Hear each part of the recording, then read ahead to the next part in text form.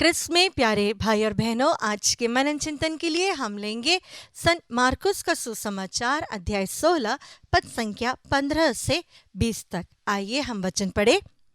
इसके बाद ईसा ने उनसे कहा, संसार के कोने कोने में जाकर सारी सृष्टि को सुसमाचार सुनाओ। जो विश्वास करेगा और बपतिस्मा ग्रहण करेगा उसे मुक्ति मिलेगी। जो विश्वास नहीं करेगा वह दोषी ठहराया जाएगा। विश्वास करने वाले ये चमत्कार दिखाया करेंगे। वे मेरे नाम लेकर अबदूतों को निकालेंगे, नवीन भाषाएं बोलेंगे और सांपों को उठा लेंगे। यदि वे विष पिएंगे तो उससे उन्हें कोई हानि नहीं होगी। वे रोगियों पर हाथ रखेंगे और रोगी स्वस्थ हो जाएंगे। प्रभु ईसा अपने शिष्यों से बातें करने के बाद स्वर्ग में आरोहित कर लिए गए और ईश्वर के दाहिने विराजमान हो गए।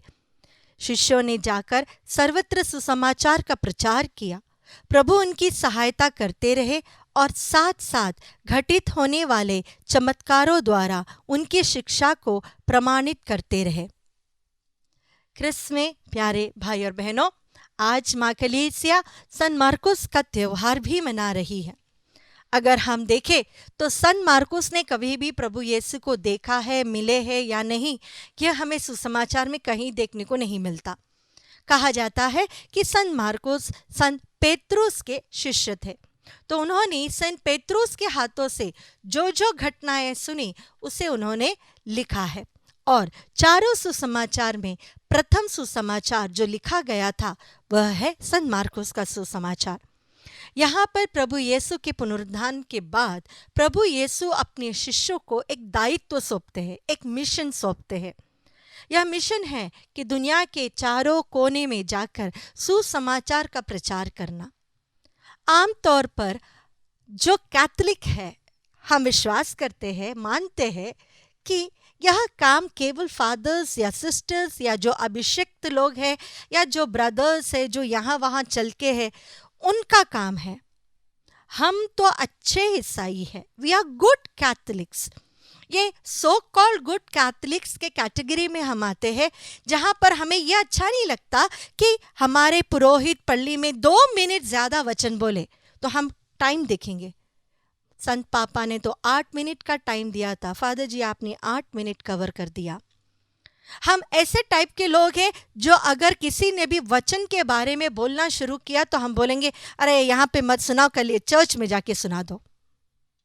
हम ऐसे टाइप के गुड कैथोलिक्स हैं जहाँ पर हम अगर वचन के बारे में या बाइबल पकड़कर हम कलीसिया जाते हैं, रविवार को चर्च जाते हैं, तो लोग हमें देखकर मुस्कुरा लेते हैं, ओह बड़ी आई।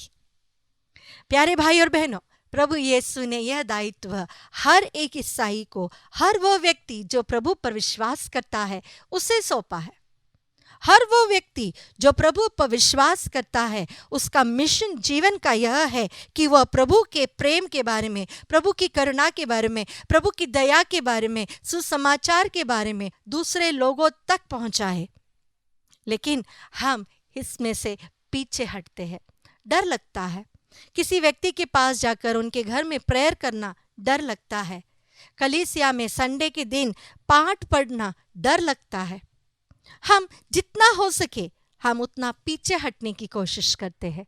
लेकिन प्रभु कहते हैं, मैंने तुम्हें चुना है और दुनिया के कोने कोने में जाकर सुसमाचार सुनाने के लिए मैंने तुम्हें चुना है। मैंने तुम्हें विश्वास इसलिए दिया है, मैंने संस्कार तुम्हें इसलिए दिए हैं।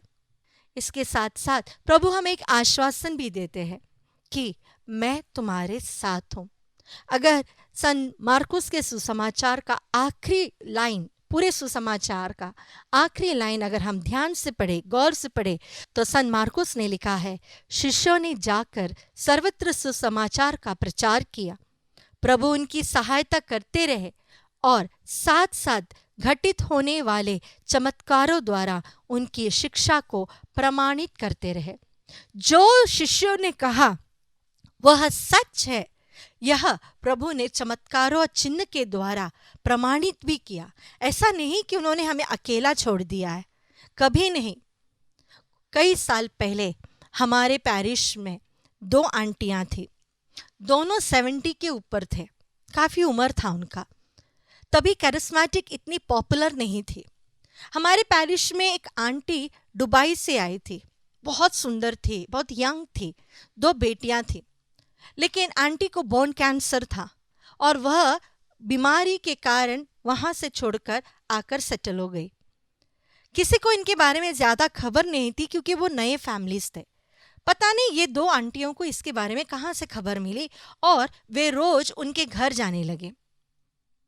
इन्होंने पोटा में रिट्रीट अटेंड किया था, तो इसलिए उन्हें थोड़ा सा कैरिस्मेटिक प्रेयर थोड़ा बहुत आता था। वह वहां जाकर ये दोनों रोज प्रेयर करते थे।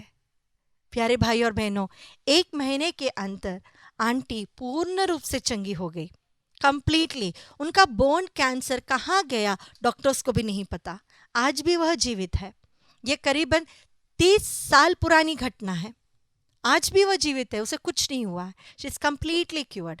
2 आम घरेलू स्त्री जिन्होंने ज्यादा पढ़ी लिखाई नहीं की है, पहले ने शायद 3री पास है और दूसरी शायद 4थी पास है, लेकिन इनका विश्वास, इन्होंने जिस चीज की घोषणा की, प्रभु ने चमत्कार करते हुए उस घोषणा को प्रमाणित किया। यह सच्ची घटना है क्योंकि ये 2 स्त्रियों में से एक मेरी दादी थी। प्यारे भाई और बहनों, उनका विश्वास, वो जो बोलते थे प्रभु उनके लिए करके देते थे। कभी कोई कसर नहीं छोड़ी कि प्रभु के वचन को बोलने से। आइए हम भी कोशिश करें। हम छोटे इंसान होंगे, हमारा विश्वास भी बहुत छोटा होगा, कोई प्रॉब्लम नहीं। प्रभु हमारी बातों को, हमारे कार्यों को, हमारे जो सच्चाई हम समाचार के बारे में बता रहे हैं, उससे चिन्ह और चमत्कार